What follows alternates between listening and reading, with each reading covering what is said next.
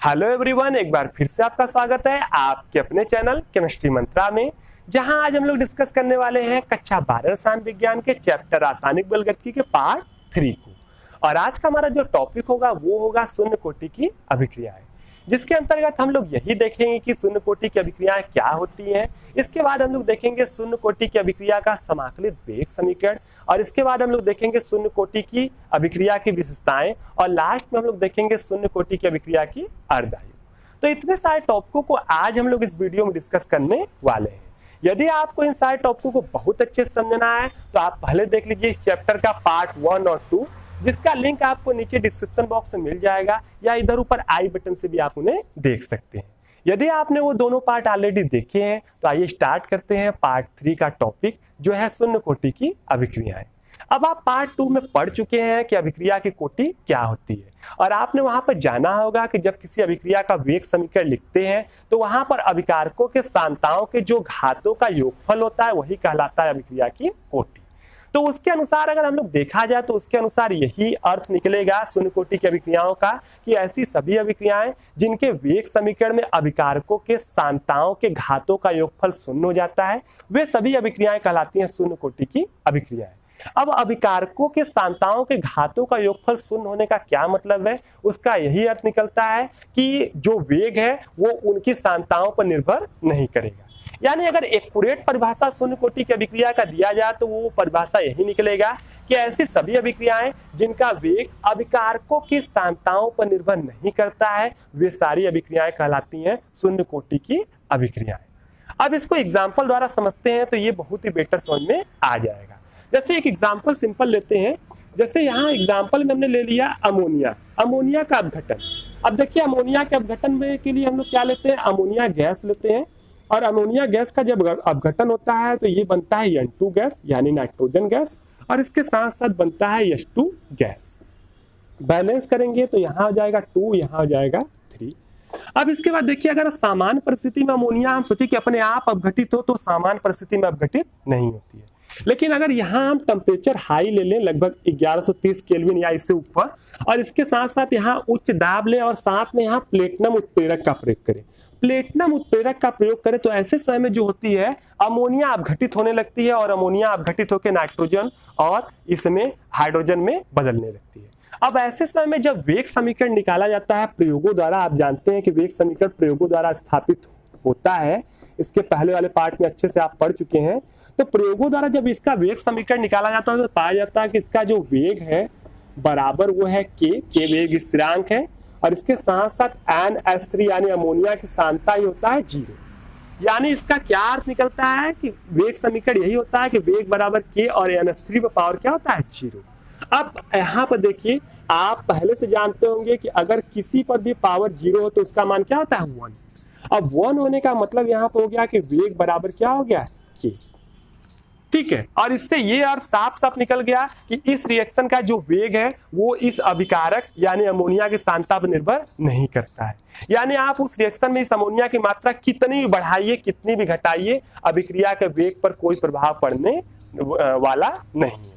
इसका यही अर्थ निकलता है। देखिए वेग बराबर के स्थिरांक है, यानी अर्थ यहाँ पे यही निकलता है कि जो वेग होगा वो बिल्कुल क्या होगा, नियत होगा, फिक्स होगा, समान दर से वेग चलता रहेगा।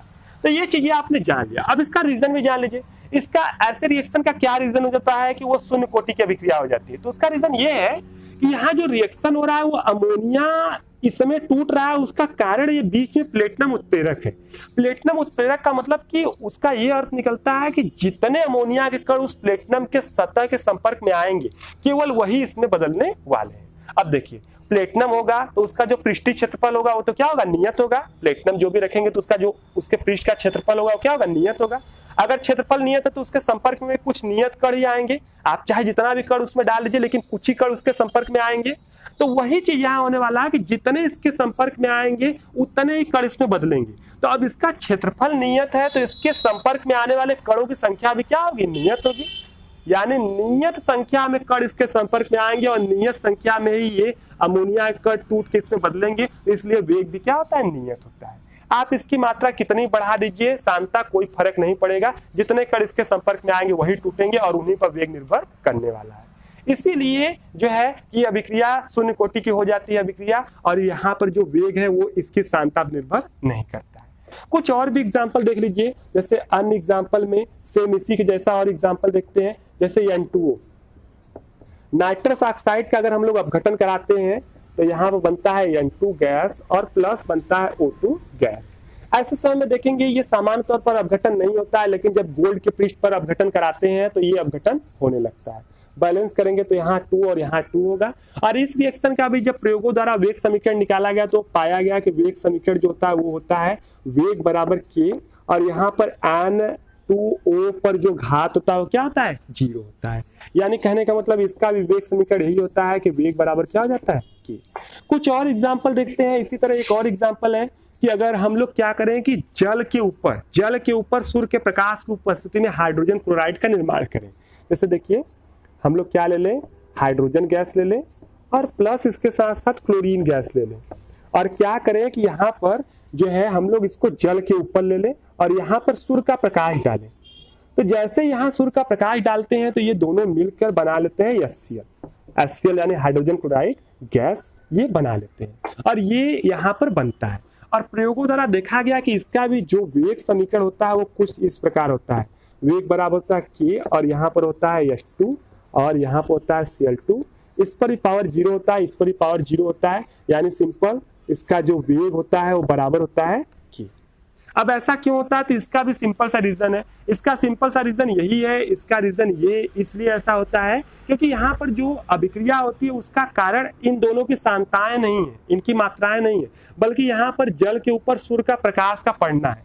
वहां पर जितना सूर्य का प्रकाश पड़ेगा उसी हिसाब से वहां पर रिएक्शन होने वाला है। और आप सिंपल जान रहे हैं कि अगर कहीं रखा है पात्र तो सूर्य का प्रकाश क्या होगा, नियत आएगा, नियत मात्रा में सूर्य का प्रकाश आएगा।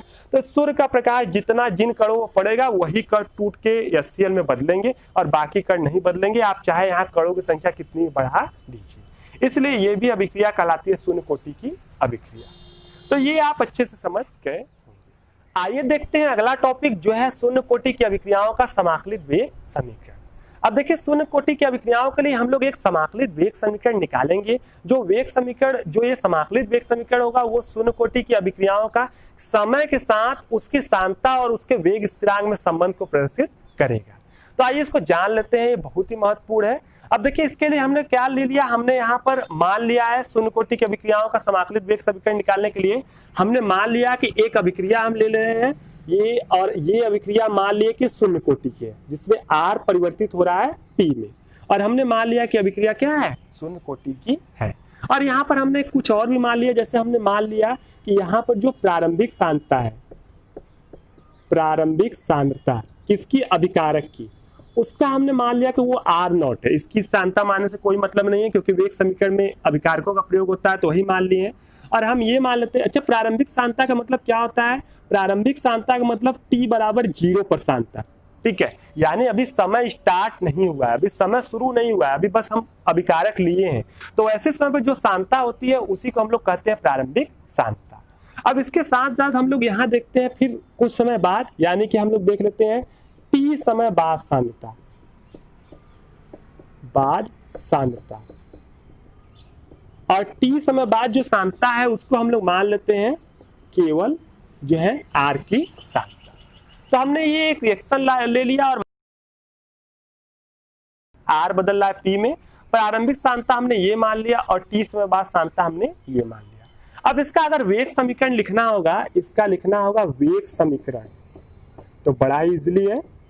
इसका वेग समीकरण आप लोग बड़े आसानी से लिख सकते हैं। वेग समीकरण में क्या होगा, वेग बराबर क्या होगा k, और यहाँ पर जो ये R की सांद्रता है इस पर घात क्या हो जाएगा 0। अब क्यों 0 होगा समझ रहे होंगे, क्योंकि अभिक्रिया मान लिया शून्य कोटि का है, तो शून्य कोटि में अभिकारकों की सांद्रताओं का जो घात होता है वो क्या होता है, शून्य होता है। बस ये हो गया रिएक्शन। अब इसके बाद इसके जगह पर हमें ये भी लिख सकते हैं कि वेग बराबर क्या लिख सकते हैं k। अब आपको इसके पहले वाले पार्ट में आप पढ़े थे कि वेग जो है, वेग की जगह हम लोग ये भी लिख सकते हैं कि यहाँ पर वेग मतलब क्या होता है, वेग पढ़े थे कि जो ये अभिकारक है इसकी सांद्रता में परिवर्तन बटे जो समय अंतराल होता है उसी को हम लोग वेग कहते हैं। तो अगर हमको इसका वेग लिखना है तो हम लोग कैसे लिख रहे थे, वही चीज लिख देते हैं। तो इसको हम लोग ऐसे लिखते थे कि d और यहाँ पर हो गया R की सांद्रता और अपॉन हो गया क्या dt। और ये होगा माइनस में, क्योंकि अभिकारकों की सांताओं से जब वेग निकालते हैं तो वो वाला वेग हमेशा कितने होता है, माइनस में, क्योंकि अभिकारक क्या होता है, समय के साथ खत्म होता है। बराबर ये क्या हो जाएगा, के। तो देखिए वेग का मान ये है जो इसके पहले वाले पार्ट में आप पढ़ चुके हैं। अब इसके बाद देखिए इसको और मॉडिफाई करते हैं, तो देखिए यहाँ पर मिलेगा माइनस डी आर की सांता बराबर इधर हो जाएगा के और इधर हो जाएगा डी टी।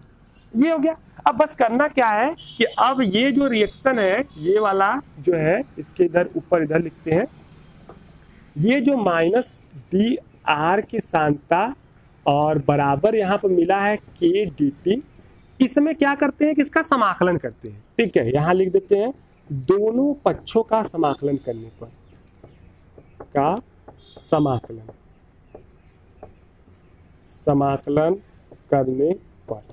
अब देखिए यहाँ समाकलन करते हैं, इस पक्ष का भी समाकलन कर देते हैं, ये माइनस डी आर की सांता, और इस पक्ष का भी समाकलन कर देते हैं के डी टी। अब यहाँ देखिए माइनस तो इधर बाहर आ जाएगा और यहाँ कुछ नहीं है तो यहाँ 1 लिख सकते हैं, और इसका समाकलन जो करना है वो किसके सापेक्ष करना है, डी आर के सापेक्ष करना है। बराबर यहाँ देखिए के स्थिरांक है तो के भी बाहर आ जाएगा और इसका समाकलन जो होगा वो यहाँ भी 1 ही बचेगा, और इसका समाकलन भी किसके सापेक्ष करना है, dt के सापेक्ष करना है। तो जब इसका समाकलन करेंगे तो आपको पता ही है कि यहाँ क्या होने वाला है, जब इसका समाकलन करेंगे तो ये माइनस के हो जाएगा, और आप जानते हो कि समाकलन करते समय अगर यहाँ 1 है तो ऐसे समय में जो यहाँ रहता है वही यहाँ पर आ जाता है, यानी यहाँ केवल हो जाएगी आर की सांता बराबर ये की आ जाएगा, और यहाँ 1 है तो मतलब यहाँ जो रहेगा ये डी के बगल में वही यहाँ जाएगा, यानी यहाँ क्या आ जाएगा, टी आ जाएगा। ऐसा समाकलन में होता है। समाकलन के बारे में आप पढ़े होंगे क्लास 11 में थोड़ा बहुत, तो थोड़ा सा और जान लीजिएगा।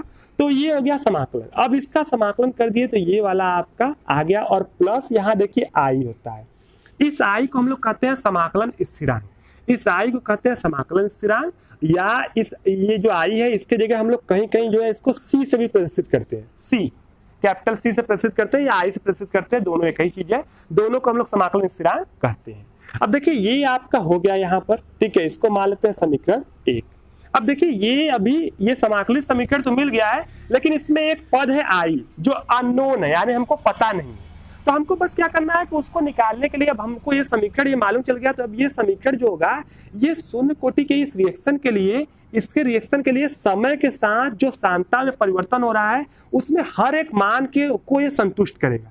हर एक मान के लिए सांता और समय के हर एक मान के लिए शून्य कोटि की अभिक्रिया के लिए समीकरण क्या होगा, फॉलो करेगा, उसको संतुष्ट करेगा।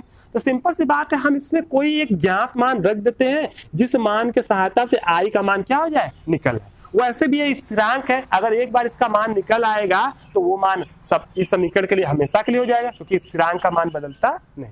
ठीक है, तो हम लोग वही करते हैं कि हम लोग देखते हैं कि क्या हम लोग को कुछ ज्ञात है। तो देखिए यहाँ पर t बराबर 0 पर हम लोग को सांता ज्ञात है, तो बस वही अगर हम लिख देंगे कि जो है t बराबर 0 पर सांद्रता क्या होता है, सांता यहाँ पर जो ये r है ये बराबर किसके हो जाएगा, r0 की। ठीक है, ये आपका होगा। ठीक है, ये यहाँ t बराबर 0 पर सांता जो r होगा वो r0 के क्या होगा, बराबर होगा। तब ऐसे समय में जब इस समीकरण में यहाँ मान हम लोग रखेंगे तो पाएंगे कि यहाँ t बराबर 0 रखेंगे तो यहाँ देखिए r की जगह यहाँ पे क्या हो जाएगा, r0 हो जाएगा, और यहाँ k इंटू टी का मान 0 रखेंगे, 0 और प्लस हो जाएगा i, और यहाँ से जब हम निकालेंगे तो पाएंगे कि यहाँ i बराबर आपका क्या हो जाएगा, माइनस r0 हो जाएगा, यानी प्रारंभिक सांता हो जाएगा। अब ये मान उठा के हम लोग समीकरण 1 में रखेंगे। ठीक है, लिखेंगे इस मान को समीकरण 1 में रखने पर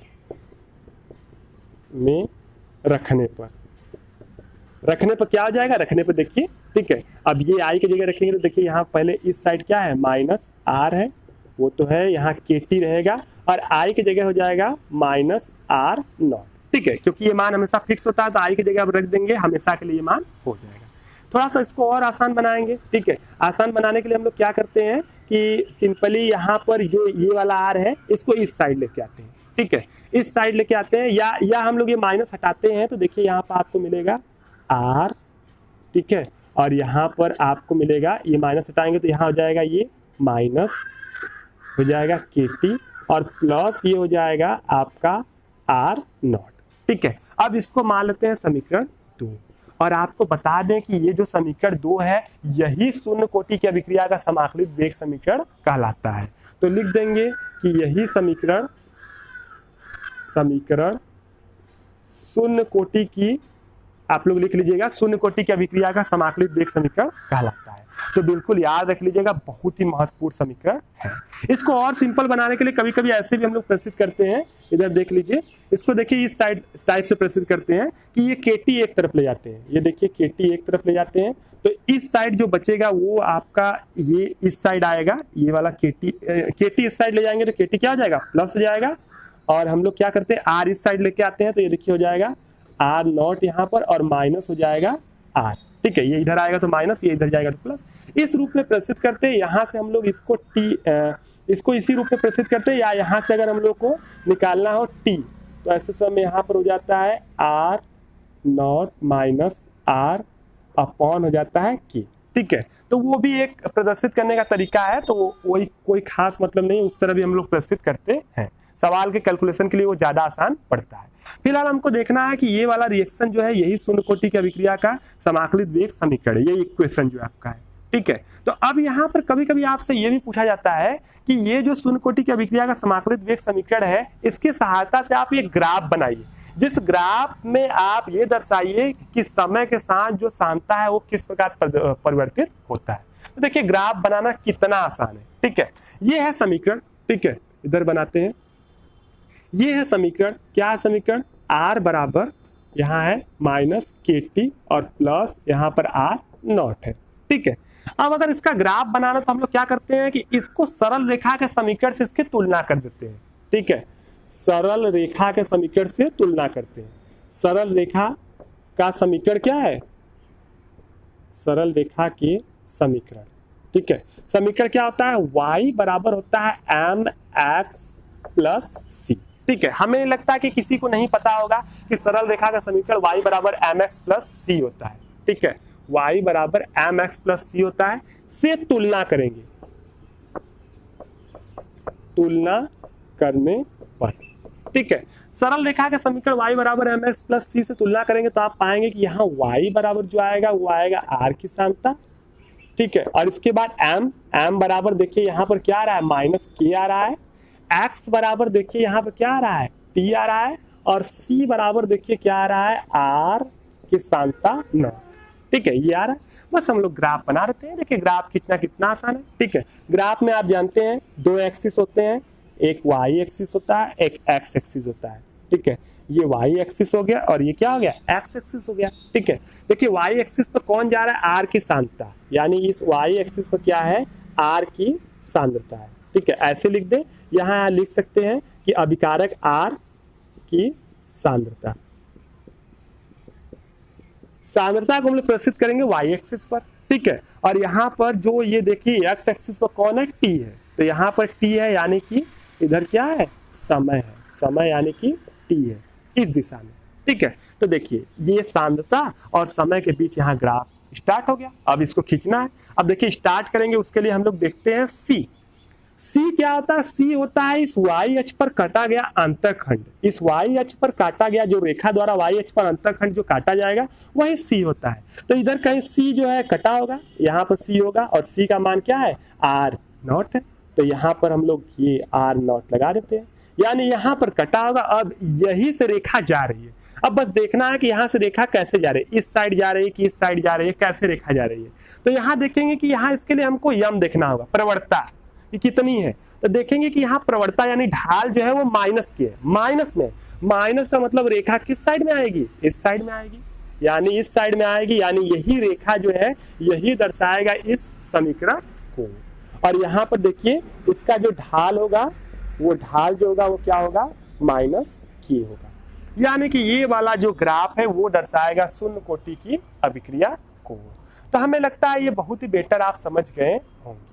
तो इस तरह आपने शून्य कोटि की अभिक्रिया का समाकलित वेग समीकरण भी पढ़ लिया और उसके ग्राफ को भी आपने डिस्कस कर लिया, और हमें लगता है ये आपको बहुत अच्छे से आ भी गया होगा। अब चलते हैं हम लोग यहाँ पर एक और टॉपिक देखते हैं, वो देखते हैं शून्य कोटि की अभिक्रिया की अर्धआयु। अर्धआयु हम लोग देखने वाले हैं। अब देखिए अर्धआयु क्या होता है, अर्धआयु यहाँ पर हम लोग देख लेते हैं, इसको मिटा देते हैं, इस साइड देखते हैं। अब देखिए हम लोग देखते हैं अर्धआयु। शून्य कोटि की अभिक्रिया की अर्धायु, ऐसे लिखा जाता है, इंग्लिश में कहते हैं हाफ लाइफ। ठीक है, अब नाम से तो आपको ये भी मालूम चल रहा होगा कि हाफ लाइफ क्या होता है। ठीक है, अगर कुछ भी है उसकी आधी आयु बीत जाए तो जो वो समय काल होगा जो उसकी आधी आयु वही कहलाएगा उसकी अर्धायु या हाफ लाइफ। तो सिंपल हमको बस ये देखना है कि जब कोई रिएक्शन होगा तो उस रिएक्शन का हम लोग आधा किसे मानेंगे, उसकी आधी लाइफ हम लोग किसे मानते हैं। तो सिंपल आप जानते हैं कि रिएक्शन जो होता है, रिएक्शन में जो अभिकारक होता है वो किसमें बदल जाता है, उत्पाद में। तो सिंपल यही मतलब है कि आधा रिएक्शन जितने समय में हो जाएगा वही समय कहलाएगा अभिक्रिया की अर्धायु। अब आधा रिएक्शन का मतलब क्या है, आधा रिएक्शन का मतलब कि ये जो अभिकारक है, अभिकारक इसकी जो भी सांद्रता है वो कितनी हो जाए, वो आधी हो जाए। सिंपल सी बात है, अगर अभिकारक की सांद्रता जो प्रारंभ में थी और वो अपने प्रारंभ की अवस्था में आधी हो जाए, केवल आधी ही बचे, तो जितने समय में वो अपने प्रारंभिक सांद्रता का आधा हो जाएगा वही समय उसका क्या कहलाएगा, अर्धायु। क्योंकि आधा होने के बाद हम लोग कहेंगे कि आधी अभिक्रिया क्या हो गई, पूरी हो गई। तो सिंपल किसी भी अभिक्रिया का अर्धायु का यही मतलब है कि वह समय जिसमें उस अभिक्रिया में उपस्थित अभिकारकों की सांद्रताएं जो हो वो प्रारंभिक मात्रा की आधी हो जाए, वह समय कहलाता है अभिक्रिया की अर्ध आयु। जितने समय में अभिक्रिया में उपस्थित अभिकारकों की सांद्रता आधी हो जाए वह समय कहलाता है अभिक्रिया की अर्ध आयु। और इसको हम लोग प्रदर्शित करते हैं टी हाफ से, T1/2 से, टी हाफ से प्रदर्शित करते हैं। अब अगर आपसे कोई पूछ दे कि इस जो शून्य कोटि की अभिक्रिया है इसके लिए जो अर्धायु है उसका सूत्र निकालिए, तो बड़ा ही आसान है। ठीक है, सूत्र हमको ये तो मिल ही गया है, व्यापक समीकरण, बस इसको इसी के सहायता से अर्धायु निकाल लेंगे। तो देखिए हमको पता है कि आधी सांद्रता हो जाएगी। ठीक है, तो प्रारंभिक सांद्रता क्या होती है, R0, और अर्धायु जब आधा समय बीत जाएगा तो ये बचेगा कितना, R0 अपन क्या हो जाएगा 2। प्रारंभिक सांद्रता का आधा हो जाएगा, जितने समय में वही कहलाएगा अर्धायु। तो प्रारंभ के समय में इतनी सांद्रता होती है और जब आधी होगी तो इतनी होगी। यानी कहने का मतलब है कि इसी समीकरण से देखिए हम अर्धायु निकाल सकते हैं। इसमें हम लोग क्या करते हैं कि जो है कि इधर हम लोग क्या करते हैं कि इसी समीकरण से निकालते हैं। तो देखिए बड़े आसानी से निकाल लेंगे। ये देखिए R की सांद्रता है और ये बराबर देखिए क्या है आपका KT है और प्लस यहाँ पर R0 है। ठीक है, यहाँ से KT इस साइड लेके जाएंगे तो ये जो होगा एक KT हो जाएगा और इधर हो जाएगा R0 माइनस हो जाएगा R की सांद्रता। ठीक है, ये इधर आएगा तो माइनस, ये इधर जाएगा प्लस, यहाँ से T निकालेंगे तो ये हो जाएगा R0 माइनस R की सांद्रता अपॉन हो जाएगा K। ठीक है, अब इसमें थोड़ा सा बस हमको देखना है कि अर्धायु निकलना है, मतलब T की जगह हम लोग प्रयोग करेंगे T हाफ, और T हाफ प्रयोग करेंगे तो यानी कि अब ये समय बताएगा कि इस समय पर सांद्रता प्रारंभ की अपेक्षा इतनी हो गई, इस समय पर सांद्रता ये है। यानी कि इस रिएक्शन में जब ये देखिए इस रिएक्शन में दो चीजें हैं, ये देखिए रिएक्शन में ये क्या है, प्रारंभिक सांद्रता और एक T समय बाद सांद्रता है। ठीक है, तो अगर यहाँ पर देखेंगे तो वही चीज होगी कि T अब बदल गया है T1/2, तो मतलब ये तो प्रारंभिक सांद्रता रहेगा ही ये वाला, लेकिन ये वाला जो दूसरा है ये T1/2 पर सांद्रता को प्रदर्शित करेगा। तो यहाँ T1/2 पर जो सांद्रता है वो देखिए R0 अपन क्या हो गया है 2 हो गया, और बटे यहाँ पर K तो पहले से ही है। ठीक है, यहाँ पर K क्या है, ये बटे 2 और यहाँ पर K क्या है पहले से ही है। ठीक है, अब इसको क्या करेंगे, यहाँ पर जगह थोड़ा कम हो गया है, तो अब इसको क्या करेंगे, जब इसको सॉल्व करेंगे तो पाएंगे कि यहाँ पर T1/2 बराबर देखिए ये R0 में से आधा निकल जाएगा तो ये केवल बचेगा क्या, R0/2 ही बचेगा। ठीक है, R0 है, इसमें से R0/2 निकल जाएगा तो बचेगा R0/2 और नीचे क्या है K। ये जो सूत्र आपका निकल के आता है ये आपके शून्य कोटि की अभिक्रिया के अर्धायु का सूत्र है और ये उसकी अर्धायु को प्रदर्शित करेगा। तो इस तरह आपने देख लिया शून्य कोटि की अभिक्रिया के अर्धायु को भी, और उसका सूत्र भी जान लिया कि उसका सूत्र कैसे होता है और कैसे निकालते हैं। एक समय अगर आपको ये समझ में आ गया व्यापक समीकरण जो है यहाँ पर, तो हमें लगता है आप इसके आधार पर हर कुछ निकाल सकते हैं और सब कुछ जान सकते हैं। ठीक है, तो इतनी सारी चीजें जान लिया, अब आपको एक और लास्ट पॉइंट पढ़ना है और वो है शून्य कोटि की अभिक्रिया की विशेषताएं। तो 3-4 विशेषताएं हैं, चलिए जल्दी से जान लेते हैं। शून्य कोटि की अभिक्रिया के देखिए पहली विशेषता यही है कि शून्य कोटि की अभिक्रिया का जो वेग होता है वो सदैव क्या होता है, स्थिर होता है, यानी वो समय के साथ परिवर्तित नहीं होता है। दूसरी इसकी विशेषता ये है कि शून्य कोटि की अभिक्रिया की ये विशेषता है कि इसमें जो इसका वेग होता है वो अभिकारकों की सांद्रता पर निर्भर नहीं करता है। तीसरी विशेषता ये है कि शून्य कोटि की अभिक्रिया का जो वेग स्थिरांक होता है उसका जो मात्रक होता है वो अभिक्रिया के वेग के क्या होता है, बराबर होता है। यानी शून्य कोटि की अभिक्रिया ही एक ऐसी अभिक्रिया है जिसमें जो वेग का मात्रक होगा वही होगा वेग स्थिरांक का मात्रक। ठीक है, जो वेग का मात्रक इसमें होगा वही किसका मात्रक होगा, वेग स्थिरांक का। इसके साथ साथ शून्य कोटि की एक और विशेषता है, वो ये विशेषता है कि शून्य कोटि की अभिक्रियाएं जो होती हैं वो इस समीकरण का पालन करती हैं। जितनी भी शून्य कोटि की अभिक्रियाएं होंगी वो इस समीकरण का पालन क्या होंगी, करेंगी। तो इस प्रकार आपने शून्य कोटि की विशेषताओं को भी देख लिया। ये 3-4 विशेषताएं थी जिनको आपने जान लिया। इस प्रकार आपने शून्य कोटि की अभिक्रियाओं संबंधी जितनी भी चीजें थी सब कुछ आपने जान लिया और हमने आपको सब कुछ बता दिया। तो उम्मीद करते हैं कि शून्य कोटि से की अभिक्रियाओं संबंधी जितनी भी चीजें थी ये आपको अच्छे से समझ में आई होंगी। तो आज का वीडियो यहीं पर समाप्त करते हैं। मिलेंगे हम लोग नेक्स्ट वीडियो में लेकर प्रथम कोटि की अभिक्रियाएं। तब तक के लिए धन्यवाद।